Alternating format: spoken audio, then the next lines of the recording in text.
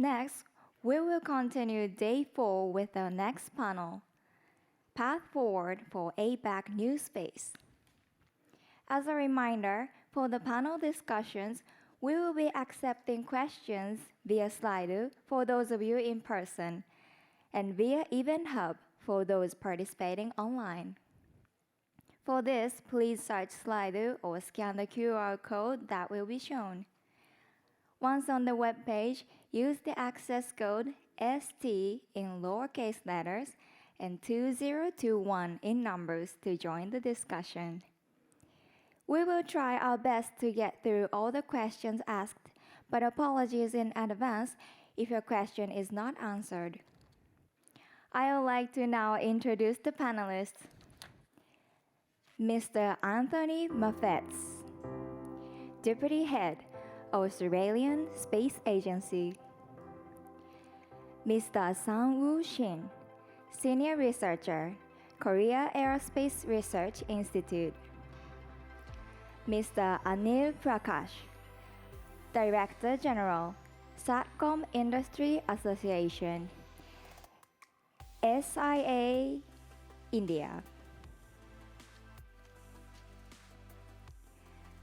Thank you to all three of our panelists for joining us today.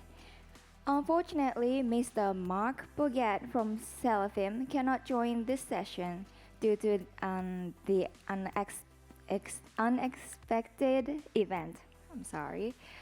The panel discussion will be moderated by Mr. Masashi Sato, Director and COO, Spacetime Foundation. Mr. Sato, the floor is now all yours. Hello, everyone. Thank you very much for joining this conference and the last day of the session, Global Day. And this panel will be talking about Path Forward for APAC NewSpace ecosystem. And then I'm very happy to have these distinguished speakers from different countries across the borders, from Australia, South Korea, and India. And so before we get into actual discussion, I would like to take this over to Anthony first for your self-introduction. Anthony, please. Thank you. I'm Anthony Murfitt, here from the Australian Space Agency, and it's wonderful to be able to talk to you all at Spacetide. I'll just ask if my presentation could come up. Thank you. So what we'll do, I know I'm really looking forward to the conversation around the emerging APAC market, talking with our colleagues from Japan, India, and South Korea on the real opportunities we see. And this presentation will just broadly give a feel for what we're doing here in Australia. Next slide, please. One of the things we're doing in Australia that is unique from many other space agencies is we have a purpose that is very focused on transforming and growing a globally respected Australian space industry that lifts our economy, inspires and improves the lives of Australians. And as we'll explore through this session, a very big focus on national and international engagement.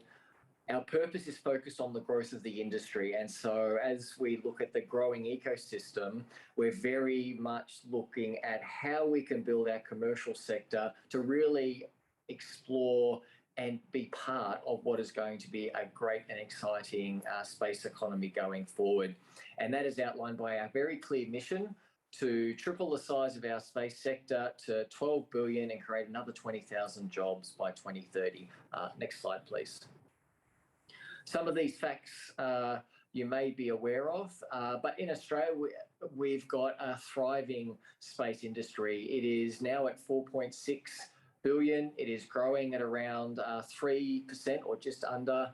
We've got around 11,500 people employed. But importantly, when we look at the commercial opportunities, we have total investment in the sector from September last year in the order of $2 billion Australian. But importantly, 774.6 million is coming from industry.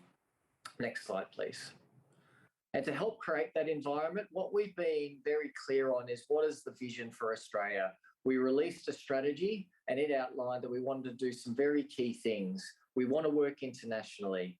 We want to build our national capability, and we'll explore that through the session today. We're also a regulator, but we want to make sure we balance entrepreneurship while ensuring the safety of activities, and we want to inspire the next generation. Next slide, please. The one thing we were very clear on is ensuring the world knew, and as well as people here in Australia, where Australia could play a role in the future. That means we've got priority areas, and they've looked at where there are clear strengths in Australia. So we know we have a large continent in the southern hemisphere, which means we can play an important role in communication technologies, particularly new areas like advanced communication and optical communication. We know that Earth observations play such an important role in supporting our way of life, monitoring disasters, and Australia can play a key role in both using data to show and help our way of life here on Earth. I'll draw out a particular area such as robotics and automation, because one thing we're doing as we grow our industry is looking at other areas of the economy like our mining sector and seeing how we can use that technology and use it in space. And I'll talk about an example of that soon. Next slide, please. We'll explore more of this today, but just to give you a feel of what we're doing in Australia and how do we build a strong ecosystem, we focused on a couple of things. Firstly, we're investing in the sector to ensure that they connect internationally through our International Space Investment Initiative. So we're finding where there's key opportunities, for example, new forms of space flight suits or using virtual reality to assist astronauts with their training. We're also working with NASA on our Moon to Mars initiative, which is a really exciting program. Those that might have heard, we're working with NASA and we're going to place a 20-kilo rover on the surface of the moon in hopefully 2026. And that rover is actually drawing on our experience in the mining sector, and it will pick up regolith or the lunar dust. It will take it to another NASA facility, which will try and extract oxygen. And that's an important thing. And what we've tried to do is identify where our industry can support some key gaps in the market internationally. We're investing in infrastructure to ensure that our businesses have access to some of the core skills or capabilities. For example, payload qualifications so that they can test their space assets here in Australia before sending them either overseas for launch or into space. And importantly, our government is investing significantly in space. Space is a manufacturing priority, and it has access to a program which is worth 1.3 billion in size under the Modern Manufacturing Initiative. Importantly, the government is investing and sending clear signals to the market through investing more than 800 million in the sector since 2018-19. Coming on to my last slide, because I think I'm running out of time. I just want to give you a feel of what we're doing in the future, and I'll talk about this later. So next slide, please. So what are we going to do? We're going to deliver what we call technology roadmaps to help the industry understand the opportunities around the world against our civil space priority areas. We're going to focus on scaling the industry through thinking about what is the role of missions in the future and how can we leverage our industry to create that scale and importantly work with our international partners. We want to continue to work across government so they understand the role of space. We want to continue to connect with the Australian community so they understand how space impacts on all of their lives. For example, the use of GPS, the use of space data to help our farmers or agriculture. And lastly, we want to inspire the nation so we have a future workforce. I look forward to the chat with you today. Thank you. Thank you very much, Anthony, for your great introduction. So it was really, really kind of eye-opening to know about the ASA's viewpoints. So my feeling is that your scope is really clear because you put really kind of strong emphasis on industry creation. So you refer to the number of making jobs and the size of the market and supporting the companies. So I think it's not necessarily a kind of common understanding for legacy type of space agencies for the countries who have a long history for the space.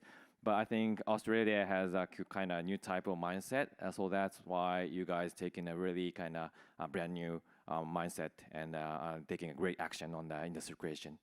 Just one quick question to Anthony for your presentation. So, given the policy and the initiatives you referred to in the last half of your presentation, I thought non-space companies are also taking very important roles to make something happen for your programs. So, what do you think about the priority of those non-space related companies in your country? Yeah, great question. So for example, in our Moon to Mars program, we have a very specific program called the Supply Chain Program, and it is actually targeted for our companies that haven't thought about operating in space. And it's about giving them the opportunity to show that their technology that might be in the automotive sector, in the mining sector, can transition across and show that it can meet the quality standards that are there. So we're very mindful that as we grow our industry, we need to look across the economy and look at different programs about encouraging them into what is going to be a market globally of over 1 trillion by 2040. So yeah, we're very mindful of trying to look at all the great capabilities that we have. For example, even in our research sector, we have, I think, around 0.3% of the world population, but we generate around 3% of new knowledge through publications. So there's a lot of skills that we can draw on. Our role at the agency is to highlight that opportunity. Thank you for giving us your broad scope. Thank you. So next, I would like to hand this over to Sang-woo. Hello. Hello, I can hear you. Yep. Good afternoon, everybody. My name is Sang-woo Shin, and from the senior researcher at the KARI. And now I'm working at the SPREC, the Korea Space Policy Research Center. First of all, I really thank you for inviting me to this outstanding conference. The Korea, I think like every other Asian countries, Korea is also in the corner of a new space economy as one of the countries, Asian Pacific region.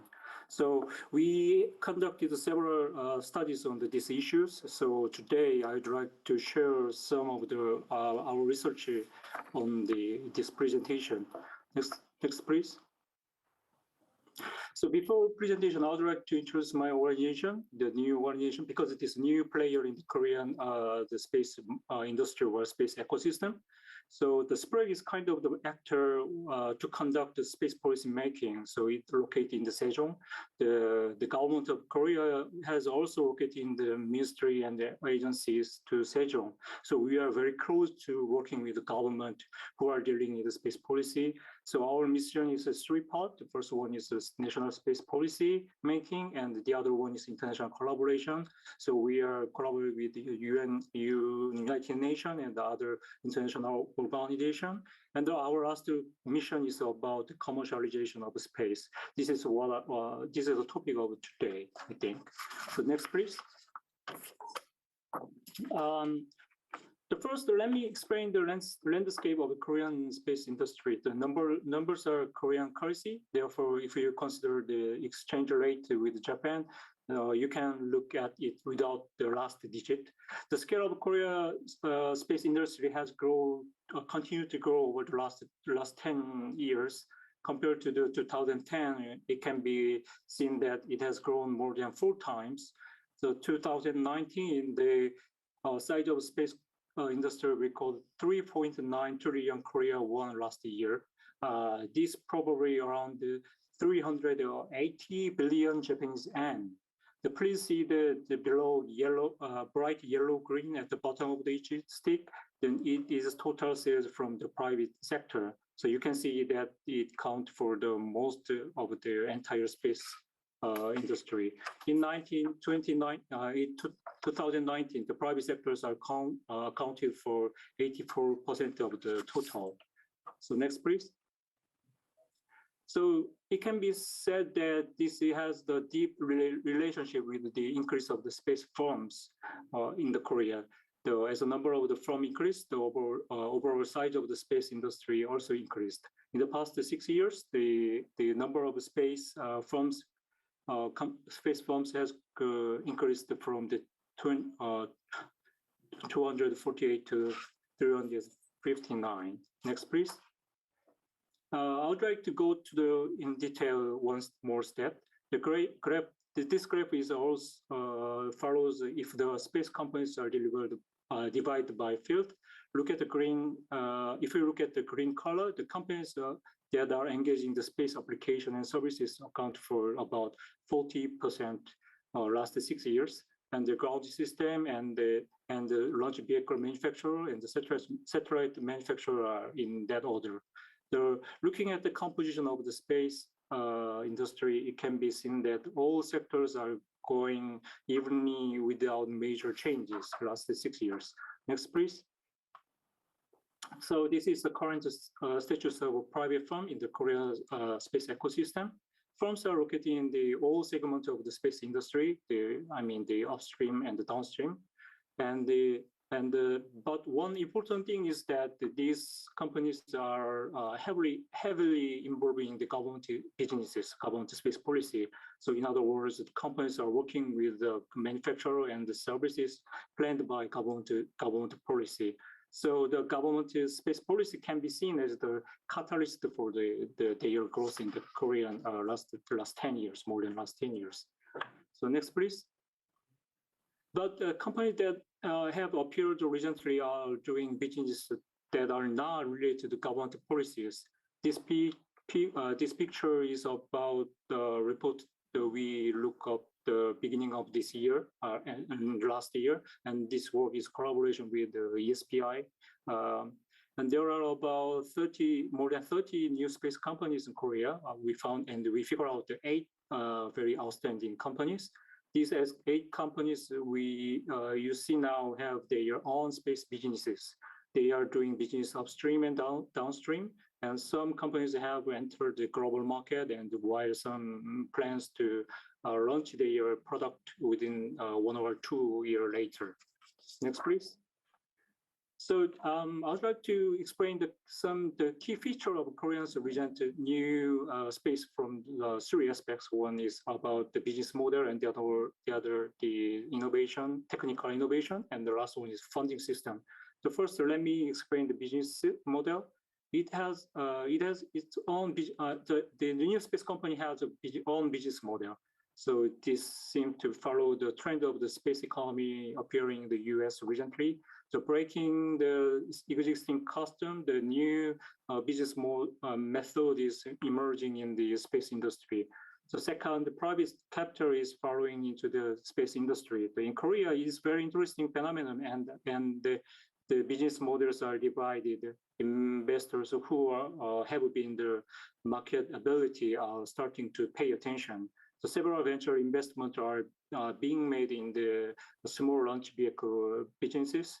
Another big trend is about higher interest from the large scale firm.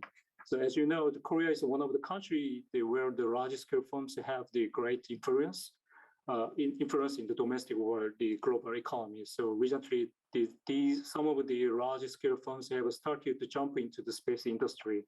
They are partnering with the existing space firms or pursuing the mergers and acquisitions. So large scale firms already have a very close foreign partnerships, and they have a strong drive force. So last one is about technical innovations, and then the innovations are taking place to lower cost. So companies that use AI technology, for example, companies that are using the AI technology to read and analysis satellite image have an accuracy of more than 95%. This can significantly reduce the time, manpower, and the cost that was previously costed. Next, please. So what government are doing? So I think governments also making some new the upgrade public policy.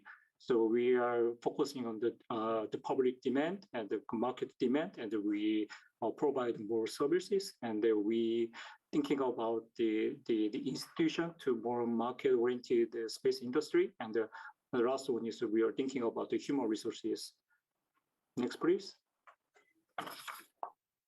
So this is a brief my the key presentation on the new space trend in Korea. So thank you for your attention. Thank you very much, Sang-woo, for your great presentation. Yeah, I'm impressed with your for your giving us a framework of how we should view the picture of the new space current trend. Just a quick question to you is that I'm wondering if the framework you gave us is already in place with the Korean space industry policy. So is that the idea of your own framework, or is it already kind of taken by the government for actual policy implementation? Oh yes, thank you for the question about the public policy. This policy is announced the last maybe August, and the last November, the National Space Council approved this policy. And I think so some of these policies are already implemented in the space to the space industry, and some others are going to further in next year. Thank you. So Carrie, the space agency is actually taking action to promote not only the technological perspective, but also for business perspective regarding business model and business innovation, as you refer to. Yep. Thank you. Thank you very much. Thank you. So lastly, I would like to introduce Anil from SIA-INDIA. Anil, please. Oh, I think you are mute. Can you unmute yourself? Yeah, good afternoon, space friends. This is my privilege to participate in the Space Tide program and to present some of my views on Asia Pacific space industry. And I'll just quickly run through my couple of slides. And Satcom Industry Association is a non-profit association in India. It's you can say it's a startup organization, and India as a whole is a starting space nation because although we are very much in the space sector by the government initiative, from the private sector, it is I think it's the beginning of the journey, and we can call it. We have a slide presentation. My first slide, please. Second slide. Yeah. Okay, so I can't see my slide. I'll go through. I have got this a quick agenda to work on. That is the Asia Pacific business ecosystem, the big three in APAC, and APAC startup global positioning, and the policy and supporting functions, and India space collaboration, and last, scope for international cooperation in APAC. Next slide. This is what exactly I wanted to have, that what is a space ecosystem exists in APAC region, and across all region, all APAC, significant numbers of new space companies are bringing about innovative and affordable solution to access space, consistent academia cooperation and support from government. Reusable launches and expanded lifespan satellite, miniaturization of components, cheaper processing power, enabling new applications and new business models. Japan, China, India, South Korea have started space ventures to market end-to-end solution in both the upstream and downstream segment. And global startup space ventures have attracted 5 to 7 billion in 2019, double from the last year. It is driven by investors investing into a handful of the industry largest company. In APAC, the funds have been flowing mostly to Japan, China, and India space sector. The deal size is quite negligible in comparison to the US and Europe. Next slide, please. The big three in APAC, Japan, India, and China, witnessing the emergence of international competitive actors easily rallying with their Western counterparts and aggressive expansion strategies. According to experts, estimate that there are 200 plus startups just in these three countries, 50 major new space startups in Japan, 120 in China, and 50 in India. So these three nations are working quite neck to neck. The well-funded startups are notably Japanese Astro Scale and iSpace, and the Chinese Land Space and Galactic Energy, or the Indian Sat Shore or Astrum Technology. These companies cover a wide range of business segments from traditional one, launch satellite design, to niche activities such as space foods. Japan's space debris removal company Asteroids has raised almost $200 million. Indian space tech startup have raised a total nearly about 31 million in funding in 2021. Apart from the big three, Australia and South Korea, however, the growth of new space ecosystem is proceeding at a decent speed. Next slide, please.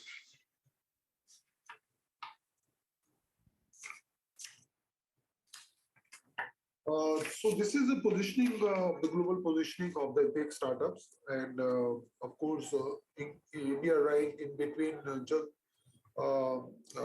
just down lastly, but significant position. It is ramping up quite fast, and it's dependent on global positioning is a strategic move and depends on country to country and their government policy, budget allocation, vision, target, and mission. At present, APEC budget allocation needs to go up. India and China witnessing the emergence of internationally competitive actors easily rivaling with their Western counterparts and aggressive expansion strategies. Integration between academia and industry is critical, but capacity through incubation centers and training workshop and awareness program, each country need to charter a strategic plan and track the progress. Ease of doing business environment is must. The countries need to adopt world's best practices. Once that done, market economies will play on its own and create disruptive business model and collaboration. Next slide, please. There are some policy and supporting functions needing the clear space law. Country needs a clear space law and space policy. There must be a limited liability rule in case of damages and cost to space asset. A regulatory sandbox framework for developing regulation that keep up the fast pace of innovation. Providing safe testing grounds for new business model that are not protected by current regulation. Space startups need separate provisions.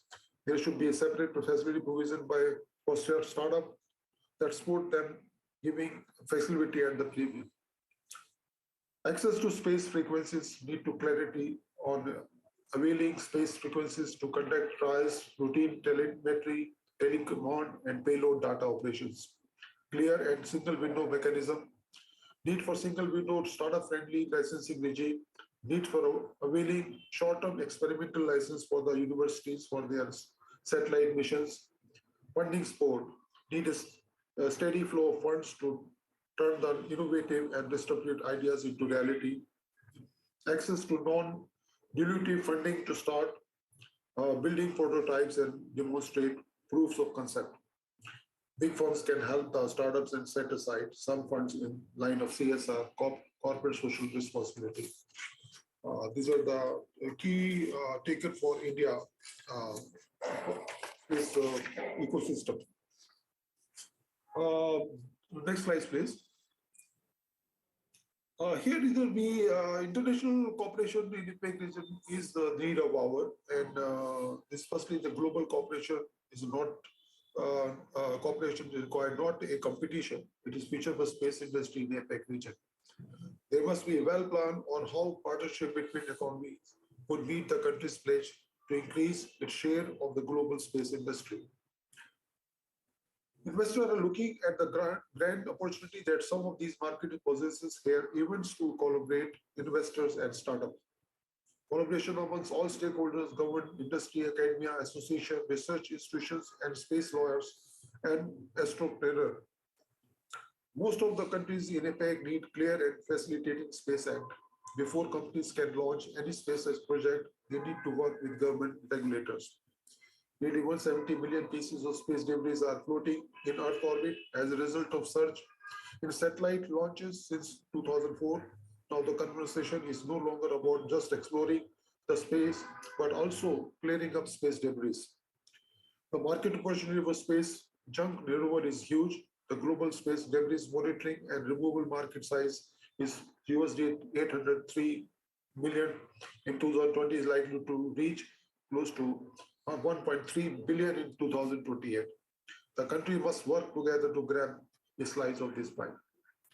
The region is also lacking talent with the expertise in assembling space asset due to what some say is the absence of university courses that involve rocket and satellite technologies. Again, here is an opportunity for academia to collaborate and help in the capacity building. By combining resources, Asia-Pacific space collaboration could help to promote education activities throughout the region and provide vital information to assist with disaster management plan. Next slide, please. So this is my end of my presentation. Thank you very much for your cooperation. Thank you, Anil, for your thorough explanation about the market, the current market of the APAC region. Thank you very much. I have a quick question to you, Anil, regarding your presentation. So I'm impressed with your comment on the big three in this region, pointing out about Japan, China, and India. I'm wondering about how do you kind of view on the current market of the APAC? So regarding those big three, I mean, you also referred to the competition, not the competition, but the probably competition with Western countries, Western players. And then, do you think those players from big three countries are well competing with those Western players? Or on the other hand, you also mentioned about it's not about competition but collaboration. So, what is your view on that? Yeah, primarily I take example of our country, and I think that if you have to build up a strong space ecosystem in the country, you need to collaborate. And things you have to learn a lot of things from other nations.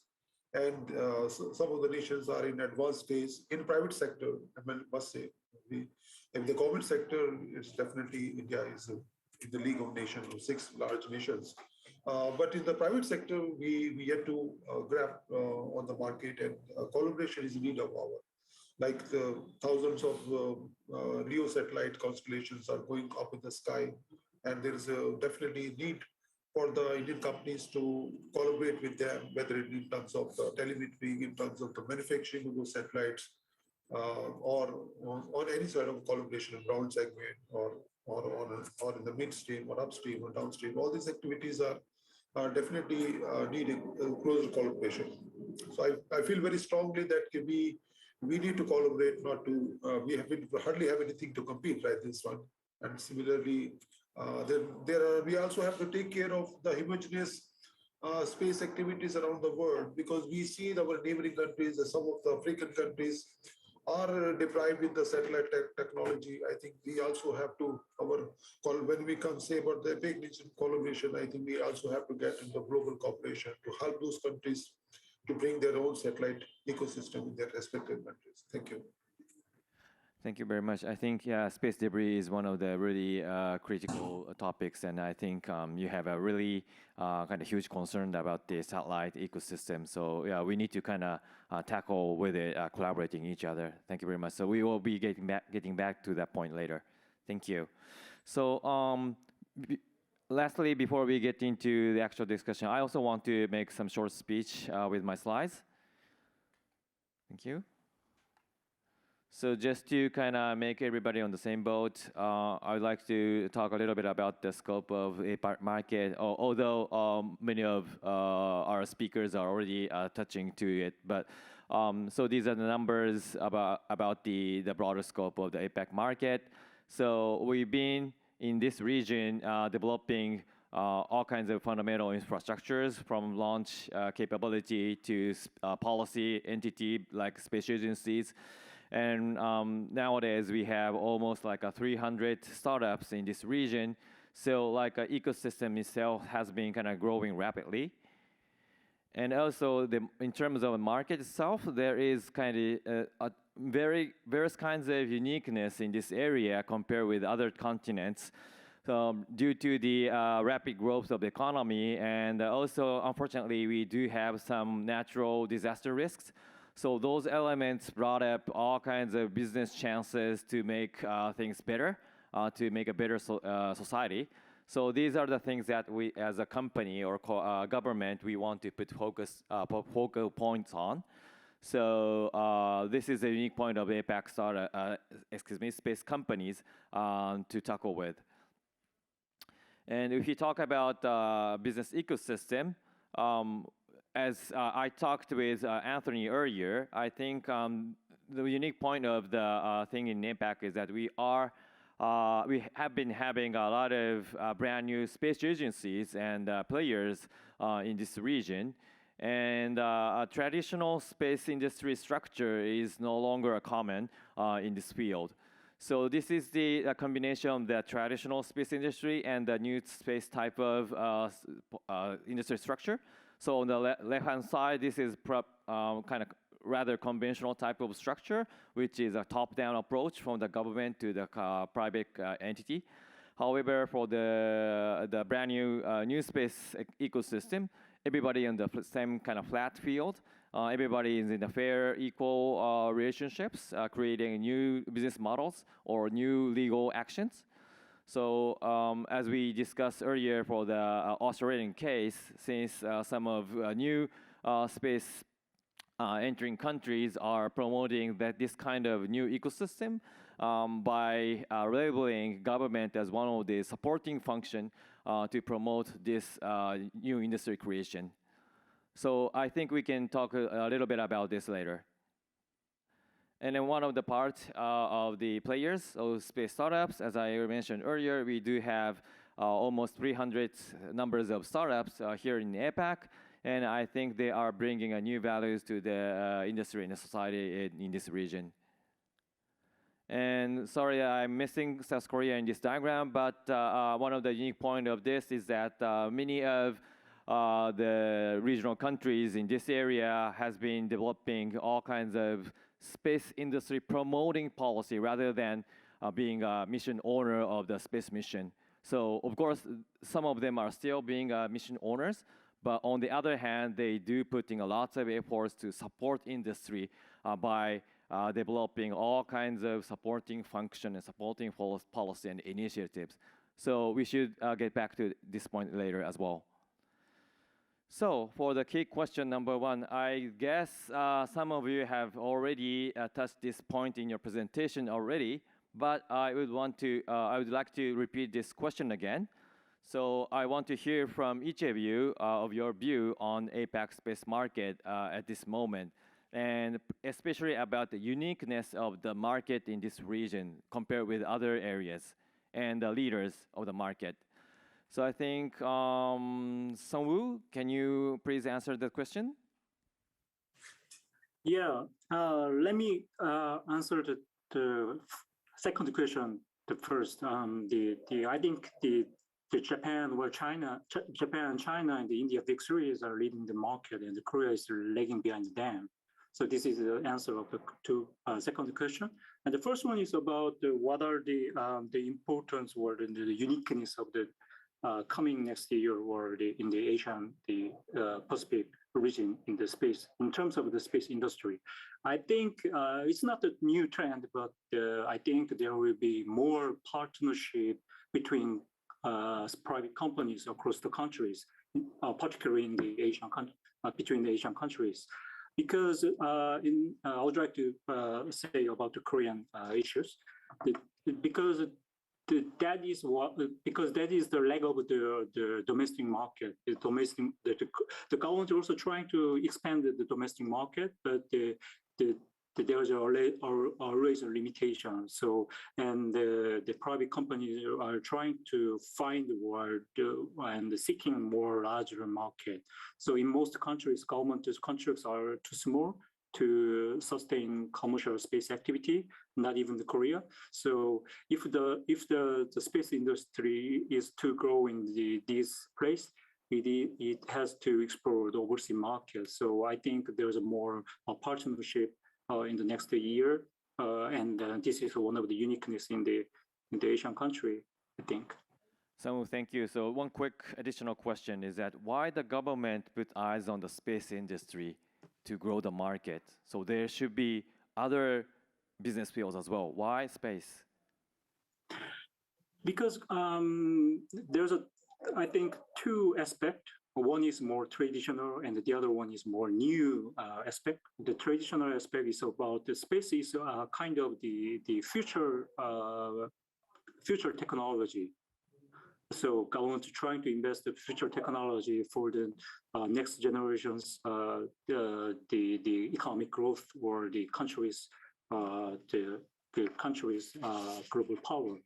But this is one of the traditional issues. But today, I think the government are more interested in the realistic economic interest in about the space economy, particularly when we think about the fourth industrial revolution, that is about the ICT technology are evolving during the last 5 years.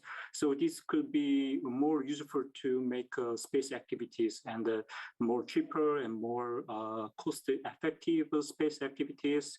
And this could be one of the new realistic market, not about the traditional space, the use of the space activity. So now government is thinking about this space as the more about the realistic economy. It contributes to the real economy in coming next few years. Thank you. Anthony, please let me ask you about the point someone earlier raised. So you as a government, why the government picks space as a kind of driver of the economic growth?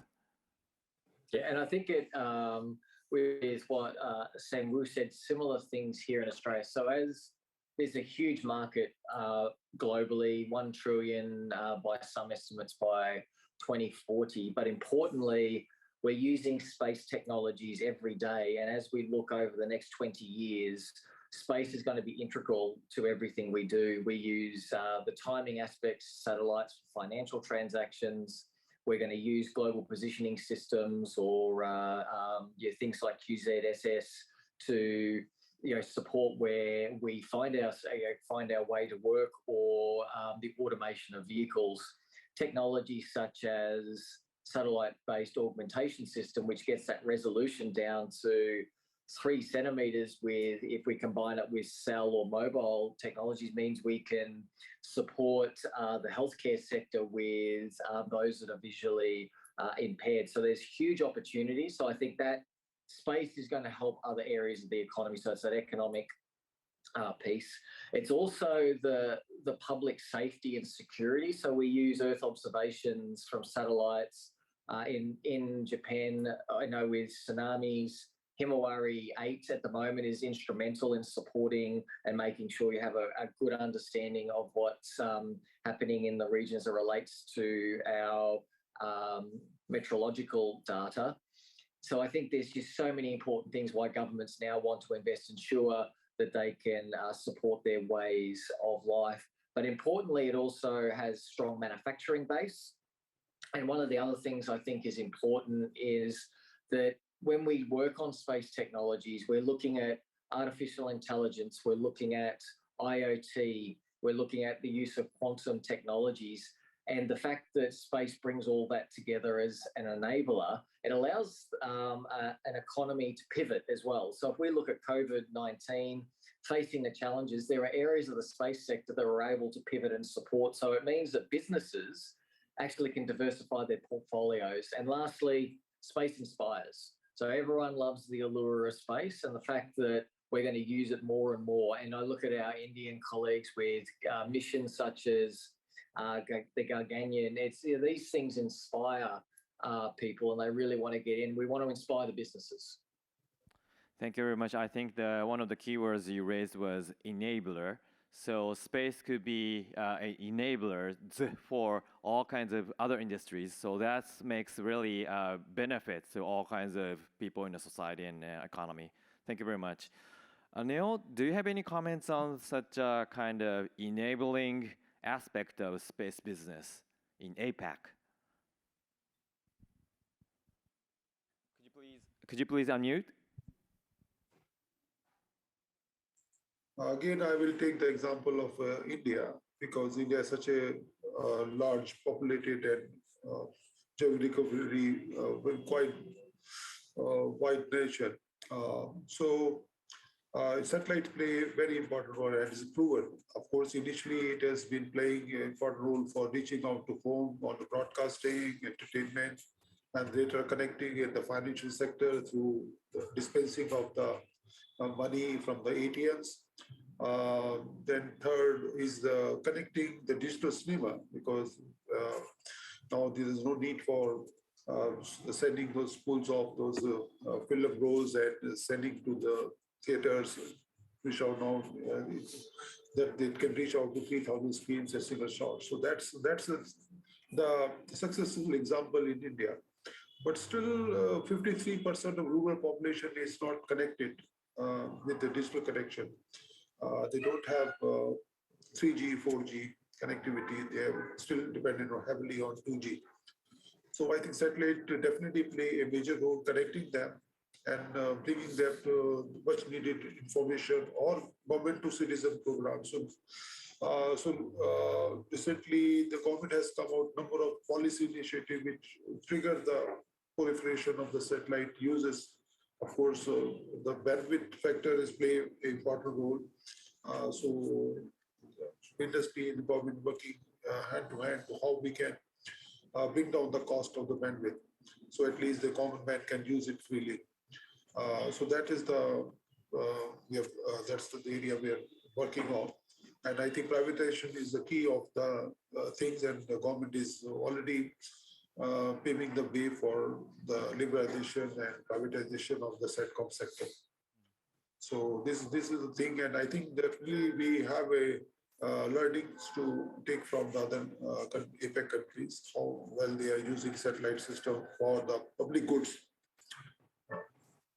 Thank you. Thank you very much. Public goods for everybody is very important. And also you refer to telecommunication in rural areas. So like, so they are all very much powerful leading companies who are dealing with the telecommunication satellites, for example, SpaceX, Starlink, and OneWeb. And they kind of usually talk about the market in Africa.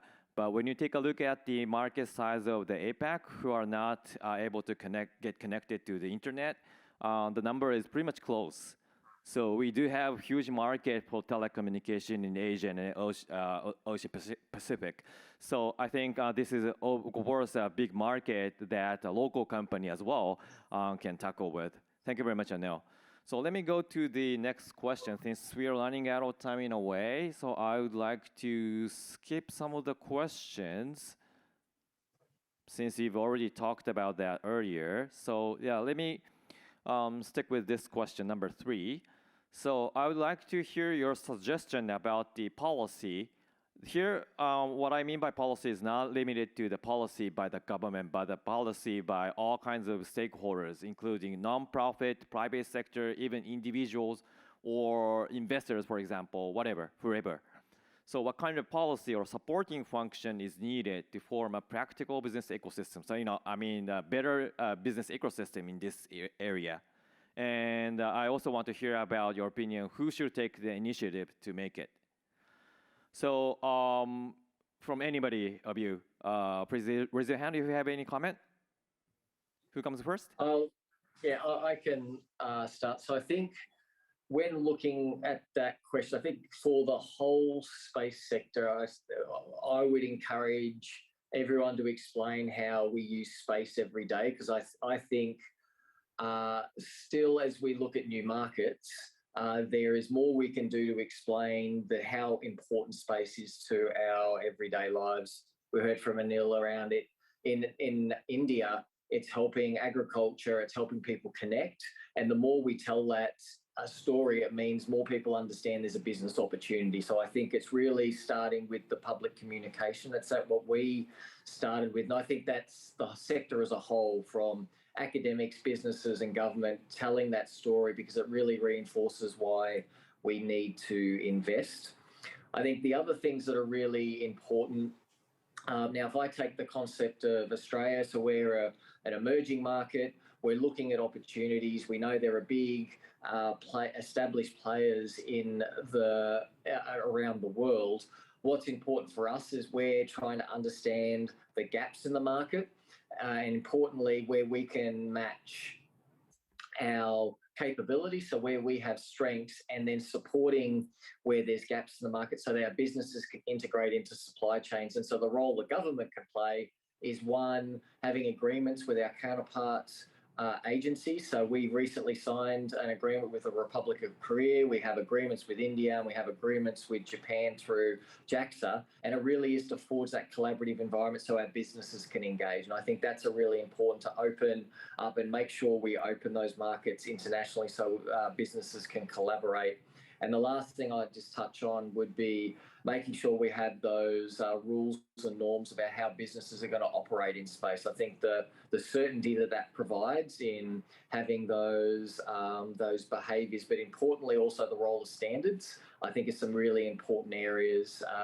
And with standards, it's not just governments that can lead, businesses can lead that as well, because that can be a competitive advantage if they're adopted internationally. Thank you so much. You raised a great, important point, 3 points to make it happen. So, from kind of problem setting, so by collaborating through the cross-segment collaboration with academia and other institutions and government, and also you also talk about cross-regional collaboration between countries. And and also regarding how we can kind of get touch with the international standard. So I think these are all important. So I think there are some other elements we have to focus on. So since to make it happen practically, we have to have a stronger kind of viable space assets and infrastructure. I mean, in a way, shortly, stronger companies who can implement space missions, for example. So I think, Neil, you should have, you should have some comment on that. Yeah, I think that you have also touched upon in your presentation, there are about 390 close to startups in Asia-Pac region. And these startups are quite vulnerable. These are the people who can move to the next. They are the future of space industry. I think the big brothers like big industry should come out openly and help these startups. So we're trying to build up meeting grounds with startups in India and the big industry which has been developed over 20, 25 years, helping ISRO to make their mission successful. I think this play important role because these startups, they need help in every hour. They need help in the design, they need component sourcing, they need help in testing their products. They need all this. So they are facing, I think, these people, the child we have just thrown in the water, rough water, and I think they are trying to survive. And it is pretty strong that in these startups, they are quite innovative in their approach. And I think this is the government, not only the government, I think this is a need of our, that the industry should come forward and help those people, give them a place to grow. And also, so we, as a SATCOM Industry Association in India, we're trying to build up this meeting grounds with the academia, with the startups, with the law companies, because another area where they feel that when they sign the agreement, they don't have any clue about the law, what is the space law, what is the thing. So we have the pool of space law experts. We are also helping the startups company whenever they're signing the agreement or they're getting into any deal. So these companies come forward and provide the legal assistance to them. And the funding is the main, very important. So far the commercial borrowing is no more, because it's a very expensive. So there's a non-banking funding has to come forward. Then CSR, I mentioned in my presentation, the corporate social responsibility. Government has earmarked, Government of India has marked 2% of the profit-making companies to spend to CSR. And 5 years back, government has allowed to invest the CSR funding into the R&D and design. So we also try to rope in that how we can, plow this CSR funds to startups. So these are the area which we need to funding, the right kind of environment to grow, and also the legal assistance and the academia. So also I touch upon there is a academic institution, a very important role, because we soon be going to dry up with the human resource. We don't have a free flow of the engineering, aerospace engineering students to come and join this industry. India has hardly have about close to about 50 engineering colleges are teaching aerospace engineering. I think we need to double up, or maybe we have to go beyond. So there is kind of international cooperation required from the space engineering college to help this academic institution to work on. Thank you. Thank you. So you touched with the points about the legal support, lawmaking, as well as funding and the international collaboration. Thank you very much. And I think they are all very important. So I would like to ask Sung Woo as well. So do you have any comments to add on to Anil's comment, or similar things, or anything additional? Yeah. I'd like to share the Koreans' experience about these issues, and I think all the actors are make an initiative in the domestic market to make a domestic more the expanded domestic market. For example, the Korea, I already say about the large scale firm in Korea. Some large scale firm in Korea, they invest collaboration with the university, and who have aerospace technology in the university. And there is a collaboration, and they invest a large scale of money, and they're seeking for the new technology and the human resources. This is one of the kind of the very small, but one of the initiative in the market, what in Korean doing. The other one is about the government doing in Korea. So I already say about the government policy in my presentation, and there's a few specific the government space policy, the instrument in to make a more business environment. Friendly environment. So one is about the government trying to create the stable domestic market for space companies for the next 10 years, 2030. So government to propose the space equipment needed in Korea so that company can participate in. So government to announce how many satellites we want in the next 10 years. So then the companies are more invested in the their technology, or they are invested in the manufacturing for the government to the demand. The other one is about the government trying to create a space industry cluster. The cluster is about the geographical same geographical area. So materials or the part companies are for the launch vehicle or satellite will be gathering together in the same area. So the last one is about for the test site for the launch vehicle company. So some of the Korean small launch vehicle companies are trying to find out the test site, but this is very hard in the Korean peninsula. So the government plan to build a launch vehicle site where a private company can conduct the launch test. Yeah, this is I think this is one of the initiatives in Korea. Thank you. Thank you. You covers very different kinds of government support to the industry, but one of the things I was kind of impressed with was you talked about the government vision as well as a roadmap, 10-year roadmap, so that everybody can get into the same boat and share the same common understanding and the same objectives. I think that is one of the really important roles of the government, that to kind of to lead the people to foster the same industry. Thank you very much. Actually, unfortunately, we do only have 1 minute to go. So I would like to wrap up the session. So I was impressed with all of the speakers' comments, and you gave us a lot of framework. What kind of scope we have to foster the industry in this APAC. But I felt like there are myriads of common issues and problems that we have to take an action and collaborate each other to make a better environment. I think one of the topics should be national securities or natural disasters, that kind of things. So even kind of ESG and that kind of topics should be one of the core things that we can take an action each other. And I think there are already some potential collaboration across the countries. And I think SpaceSide really wants to keep eyes on that kind of activities and have you guys again at this stage. So I really want to thank everybody joining this session. And I really want to meet in person in the future at this SpaceSide conference. Thank you very much for all of you. Thank you very much to all the panelists for such an insightful panel discussion. And also, thank you to Mr. Sato for being a wonderful moderator. Once again, ladies and gentlemen, please give a big round of applause.